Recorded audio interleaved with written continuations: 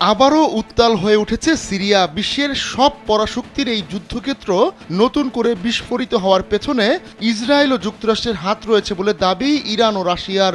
তুরস্ক এ নিয়ে উদ্বেগ প্রকাশ করেছে। সম্প্রতি সিরিয়ার আলেপ্পো ও ইদলিব শহরে বিদ্রোহীরা আবারও মাথাচাড়া দিয়ে উঠেছে। বিভিন্ন প্রতিবেদনে বলা হয়, শনিবার আলেপ্পো শহর দখল করে নিয়েছে হায়াত তাহরির আল শাম নামে একটি বিদ্রোহী গ্রুপ।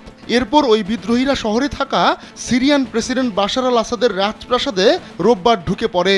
এমন খবরে নড়ে চড়ে বসেছে রাশিয়া ও ইরান। রাজপ্রাসাদ ছাড়াও নিকটবর্তী আলেপ্পো সামরিক একাডেমিরও নিয়ন্ত্রণ নিয়েছে বিদ্রোহীরা। বাংলাদেশের একমাত্র মাল্টিন্যাশনাল টাইলস ব্র্যান্ড আরএকে সিরামিক্স। এ সময় বিদ্রোহীরা রাশিয়ার আকাশ প্রতিরক্ষা ব্যবস্থাও নিজেদের কবজায় নেওয়ার দাবি করেছে।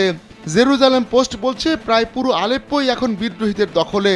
তবে শহরের উত্তরে কিছু কুর্দিশ এলাকা এখনও সরকারপন্থী বাহিনীর হাতে রয়েছে। দীর্ঘ গৃহযুদ্ধে কাবু সিরিয়ায় ইরান, রাশিয়া ও তুরস্কের সহায়তায় নিজের অবস্থান সুসংহত করেছিলেন বাশার আল আসাদ। তবে তখনও আলেপ্পো আসাদ সরকারের হাতছাড়া হয়নি, বরং আলেপ্পো যুদ্ধ শুরু হওয়ার পর এই প্রথম সিরিয়ার দ্বিতীয় শহরের নিয়ন্ত্রণ হারালো আসাদের বাহিনী।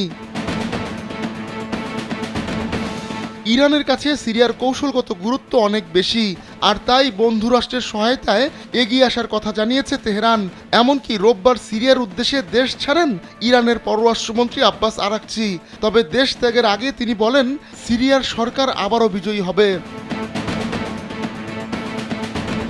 সিরিয়ায় 2011 সালে শুরু হওয়া গৃহযুদ্ধে প্রথম থেকেই ব্যাকফুটে ছিলেন বাশার আল আসাদ। তবে রাশিয়া ও ইরানের জোরালো সমর্থনে নিজের পায়ের নিচের মাটি শক্ত করেন তিনি।